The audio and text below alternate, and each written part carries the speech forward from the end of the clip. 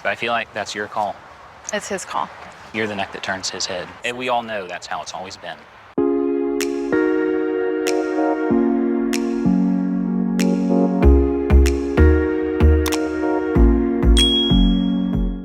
Hello everyone, it's Sarah and welcome back to my channel. Today, this video is going to be voiceover commentary. Kim Plath makes my blood boil and we need to talk because I have a lot of thoughts. So first and foremost, let's just get out of the way the Barry of it all because this video is going to focus on Kim. And I know that Barry, he absolutely can receive his fair share of criticism. Barry has not been a DILF, you know, a dedicated, involved, loving father. I'm not handing out any parenting awards to Barry, so just wanted to put that out there. Here's how Kim describes how she and Barry got together. We met at a church. She was a friend. One day, I just heard the Lord say, Barry's gonna be your husband. It was that clear. It wasn't long after that, the phone rang, and his exact words were, I'm calling to talk to you about our future and my intentions. We were married 3 months later. Okay, so they hung out at church. Kim felt a calling, and then Barry came a calling. Okay. So Sarah, you may ask, what is your beef with Kim? I suppose the short answer would be she has raised her kids in fear and trauma for convictions she apparently really doesn't believe in that strongly, and she is blaming Barry for everything. But I think Ethan said what it is during the season 2 finale. Kim is the neck that turns the head, and everyone knows that that is how it is. You know, Plathville is still a relatively new show. When you look at comparable reality TV families, like maybe the Duggars or the Browns, Plathville has only had 4 seasons so far, and man, things have changed in such a short period of time. I think Kim is very aware of her public perception, and I think this season is an attempt to rehab her image. And I guess, you know, we'll see how successful she is. Kim is in full whoops JK mode right now, and it's like, can't just whoops JK with your children's lives, their education, their formative years, all for convictions apparently built on quicksand. And Kim's reconsiderations on how she's lived the last 24 years of her life has been about Kim has deprived herself and how much she's missed out on, not about how her children are woefully unprepared for life in the, quote, real world. Although I will say the adult kids are faring pretty well thus far. And here's the thing, and I've said this before in other videos, reasons are not justifications. There may be a reason why Kim wanted to overcorrect for her unstable childhood, but that is not a justification for perpetuating the cycle of trauma just in a different way. Let's take a look at just some of the trauma that Kim has inflicted upon her children. Rewatching the show, it really seems to me like Kim and Barry weren't prepared at all for when their children became adults. I mean, just in them literally not having birth certificates until they started filming the show and not having GEDs or high school diplomas, they are literally physically not prepared for the real world. And I can say this with a reasonable amount of certainty. If Kim was never challenged by her children and their significant others, namely Olivia, Kim would still be married to Barry and she would still be wheeling and dealing behind the scenes. Kind of like a pay no mind to the Kim behind the curtain. Their oldest daughter, Hosanna, opted to not be a part of the show. But from everything that's been reported, it seems like she hasn't strayed too far from the way she was raised. She got married in June of 2019 and she lives in Ohio. It is mentioned on the show how similar she and Lydia are and how Lydia really took over for her once she got married. So that can really give you some insight into Hosanna's personality. Problems really started for Kim when Ethan got married. Let's go back to season 1 where we can see that the tension between Olivia and Kim was brewing. And this was 6 months into Ethan and Olivia's marriage. When Ethan and I were dating, there was a point when Kim told him that he shouldn't go after me, we shouldn't date because I was too rebellious and too worldly. And we allow a lot of different things in our home that his parents wouldn't, and that's just a personal choice. When we got married and we moved in here and, we had alcohol in the home, that was a big source of tension. We'd want to go out for ice cream and that would create conflict because then it would be like, well, you shouldn't be eating sugar. All of this tension was because Olivia was introducing Ethan to things like sugar and alcohol.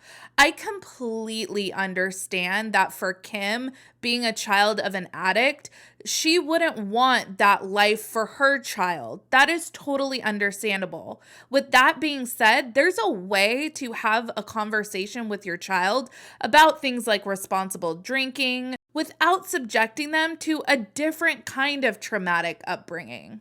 Kim viewed Olivia as a threat point blank period, and she treated her horribly over the years, even going so far as to accuse her of being possessed by evil spirits. She also decided that Ethan and Olivia were not safe influences, so they could not be around his siblings unsupervised. This ultimately led to the confrontation at the end of season 2, where Barry and Ethan almost literally came to blows. Now let's talk about Kim inviting Mariah to no longer live at home when Mariah was only 17 years old. It was likely to me that they might plant seeds of rebellion and bitterness in the younger children, especially Isaac and Amber. We talked it over with Mike and Mariah and agreed that if they couldn't live with our rules, then they needed to move out. Now, they also did invite Micah to move out as well, but I mean, at least Micah was 18. I guess that's something. The entire reason why Ethan, Micah, and Mariah were cut off from their siblings is because Kim didn't want them sowing seeds of rebellion and bitterness in the younger siblings. Kim didn't want her authority challenged. Now, for as exhausted as Kim claims to be from 20 plus years of child rearing,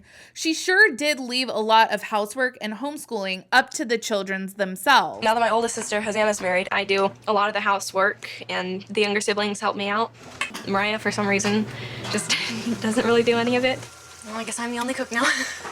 I mean, Lydia makes a joke that she does all the work because Mariah hates chores, but it's like, Lydia, you have a whole ass mom. What is she doing? Now that we're on the topic, let's talk about Lydia. How royally pissed off would you be if you spent 18 anxiety-ridden years becoming the perfect golden child only to have your wound too tight mom decide, meh, I'm not really that scared of the outside world after all. Lydia had a prayer closet.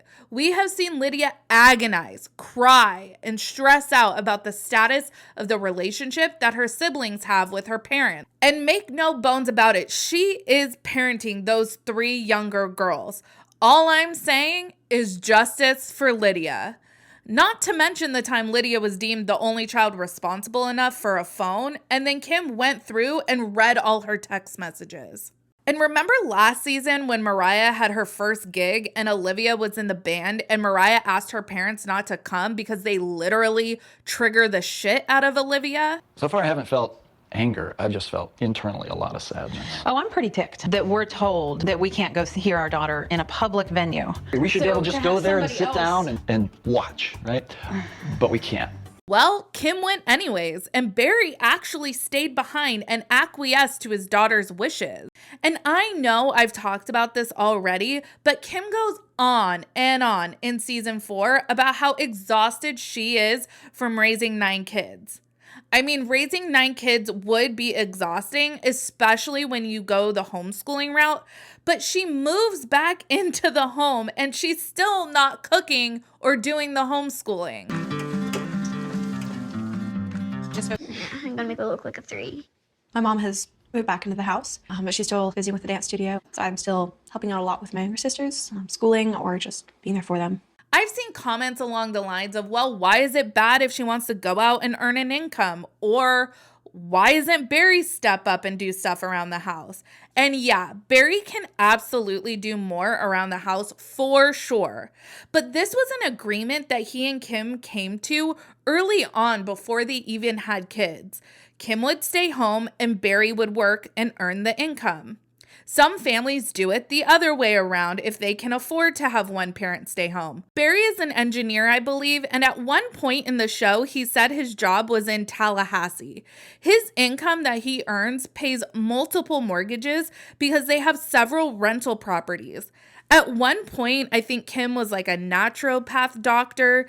Now she wants to open a dance studio. Like, live your bliss, Kim. But practically speaking, if you have 9 kids, somebody has to earn an income. And yes, launching a business takes time. But again, if you have 9 kids that you have chosen to homeschool and 3 of them are still needing schooling, it shouldn't fall on Lydia to take that over because you're off at your dance studio.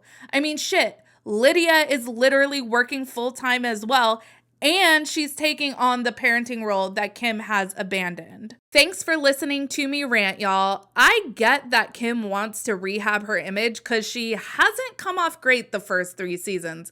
But I mean, all you have to do is listen to Ethan talk about his mom to know that the scars run deep in that relationship. Now we see Kim going to have drinks with Micah and confiding in Mariah, and it just seems a tad disingenuous to me. I don't know. Let me know what you guys think down in the comments. Make sure you like this video, subscribe to my channel, follow me on Instagram and Twitter at Reality Squad, and I'll catch you guys in the next video. Take care. Have a good one. Much love.